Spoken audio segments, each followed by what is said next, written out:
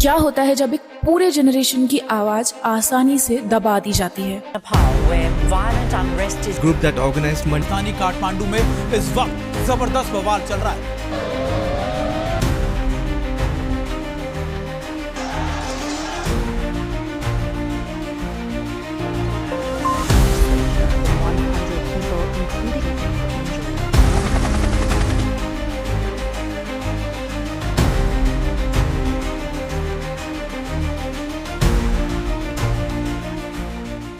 Imagine करो वो platform जहां से आप अर्निंग कर रहे हो, जो आपके अर्निंग का सोर्स हो, जहां से आपको नेम फेम सब कुछ मिल रहा हो, और वो ऐप रातों रात बंद हो जाए।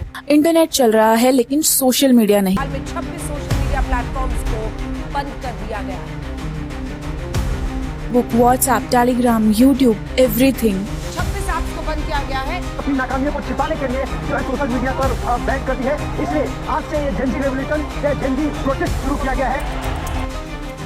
हेलो दोस्तों, आज हम बात करेंगे कैसे नेपाल के जेनजी ने उठाया अपना घोषणा पत्र।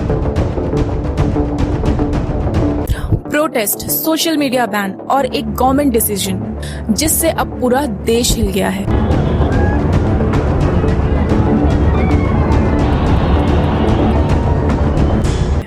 ये कहानी है सेंसरशिप, करप्शन और एक ऐसी आवाज जो चुप नहीं होने वाली।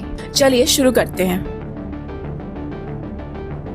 नेपाल एक डेमोक्रेटिक कंट्री है जहां पॉलिटिक्स हमेशा से ही अनस्टेबल रही है। यहाँ पे करप्शन और नेपोटिज्म बहुत बड़े इशू हैं। Youth unemployment, economic stress, inequality, ये यहाँ के काफी समय से चल रहे चैलेंजेस हैं। हाल ही में digital life and social media became a big space for criticism, memes, satirical videos against politicians, specially nepo kids, बड़े नेताओं के बच्चे जो वेल्थ या प्रिविलेज शो कर रहे हैं।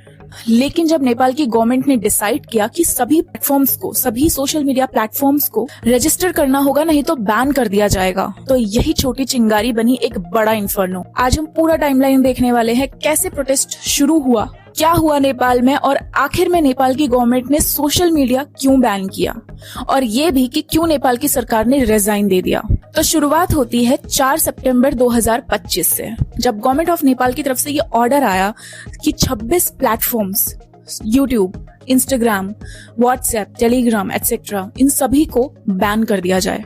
और इन सभी को बोल दिया गया कि अगर वो ministry of communication and IT के गाइडलाइंस के हिसाब से रजिस्टर नहीं करते तो इन्हें बैन कर दिया जाएगा। अब इसके ऊपर गवर्नमेंट का क्या कहना था? Fake news, miss information, hate speech और आइडेंटिटी फ्रॉड बहुत ज्यादा बढ़ रहे हैं और प्लेटफॉर्म्स कंप्लायंस नहीं कर रहे हैं। अब जो नेपाल की यूथ है, यानी कि जेनजी लोग, यानी कि 13 से लेकर 28 साल की उम्र के लोग, वो पहले से ही नेपो किड्स, नेताओं की स्टोरी से और करप्शन से पहले ही खफा। एक ट्रेंड बना हुआ था जिसमें नेताओं के बच्चों की लग्जूरियस लाइफस्टाइल को दिखाया जा रहा था, जिसकी वजह से आम लोगों में बहुत ज्यादा आग भड़क रही थी। तो अब जब गवर्नमेंट की तरफ से बैन का नोटिस आया तो लोगों ने सोचा कि ये सिर्फ रेगुलेशन ही नहीं, एक तरफ का सेंसरशिप है। और फिर ऐसे शुरुआत होती है प्रोटेस्ट की। अब जो प्रोटेस्ट है वो एस्केलेट कर गया है। जो नेपाल की यूथ है, इन्होंने काठमांडू के मैती घर से शुरुआत की, जहां थाउजेंड्स ऑफ यूथ गैदर्ड हुए, इकट्ठे हुए और उन्होंने वहां पे प्रोटेस्ट करना चालू कर दिया। लेकिन जहां पे गवर्नमेंट ऑफ नेपाल को प्यार से बात करनी चाहिए थी अपने ही लोगों के साथ, वहीं पे गवर्नमेंट ऑफ नेपाल ने सिक्योरिटी फोर्स के थ्रू रिस्पॉन्स किया। टीयर गैस, वाटर कैनन और रबर बुलेट्स के, कुछ जगहों पर तो लाइव एम्यूनिशन का इस्तेमाल हुआ। अब इस प्रोटेस्ट के दौरान बहुत लोगों की जानें भी गई। ऑफिशियली इस प्रोटेस्ट के दौरान 19 लोग मारे गए हैं जब पुलिस ने प्रोटेस्टर्स पे फायर किया, और कई लोग इंजर्ड भी हुए। लेकिन प्रोटेस्टर्स फिर भी नहीं रुके। प्रोटेस्टर्स में जो गुस्सा भरा हुआ था उसने अपनी डायरेक्शन अभी भी नहीं बदली। काफी बिल्डिंग्स में आग लगा दी है, जिनमें गवर्नमेंट बिल्डिंग भी शामिल थी। नेताओं के घर जला दी और मीडिया ऑफिसेस को भी बहुत डैमेज हुआ। इसी दौरान जो होम मिनिस्टर है नेपाल के, रमेश लेखक जी, ने रिजाइन कर दिया। अब मैं आपको कुछ आवाज सुनाने जा रही हूँ जो नेपाल की स्ट्रीट से आई है। Corruption has woven a web that is extinguishing the light of our futures. We are the fire that will burn away the darkness. We are the storm that will sweep away injustice and bring prosperity. Nepal is ours and its future is in our hands. Jai Yuva!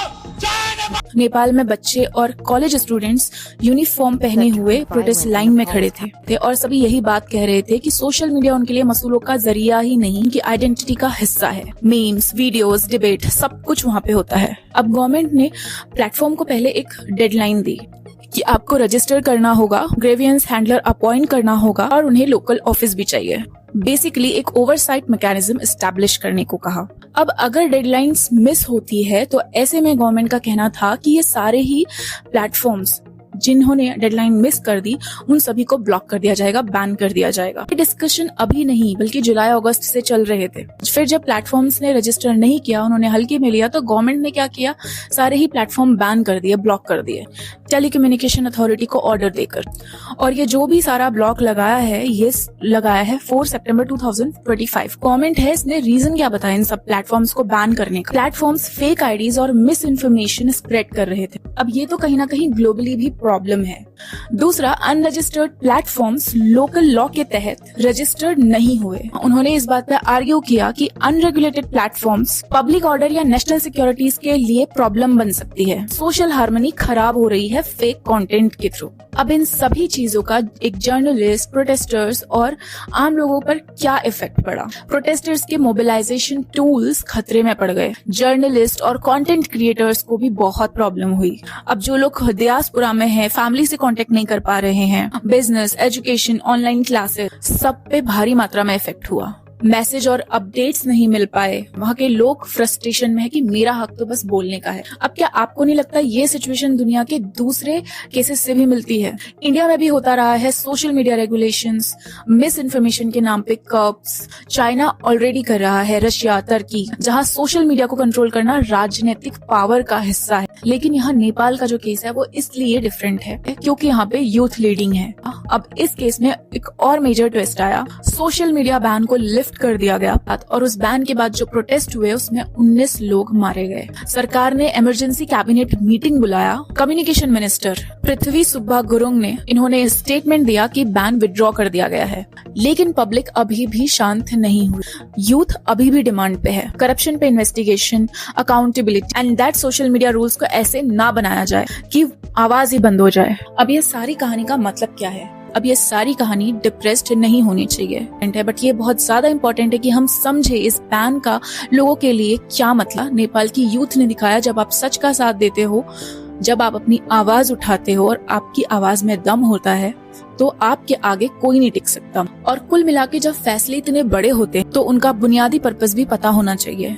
Public safety, miss information control. लेकिन जब consequences ज्यादा harsh हो जाते हैं तो सोचने की जरूरत है कि क्या कोई और तरीका था। तो गाइज, अब अगर आपको ये वीडियो इन्फॉर्मेटिव लगा तो एक फेवर जरूर करना। कमेंट में बताओ कि आपको क्या लगता है, क्या सोशल मीडिया रेगुलेशन जरूरी है या ये ओवर रीच था। अगर आप नेपाल में या किसी दूसरे देश में हो, अपनी स्टोरी या फीलिंग जरूर शेयर करना। वीडियो शेयर करो उन लोगों के साथ जो ये डिबेट देखना चाहते हो। और अगर आप नए हो तो मेरे चैनल को सब्सक्राइब जरूर कर देना और बेल आइकन को हिट करना मत भूलना, क्योंकि ऐसी ही वीडियोस मैं लाती रहूंगी जहां आवाज छुप नहीं सकती। तब तक के लिए स्टे क्यूरियस, स्टे स्पीकिंग। धन्यवाद और मिलते हैं अगली वीडियो में।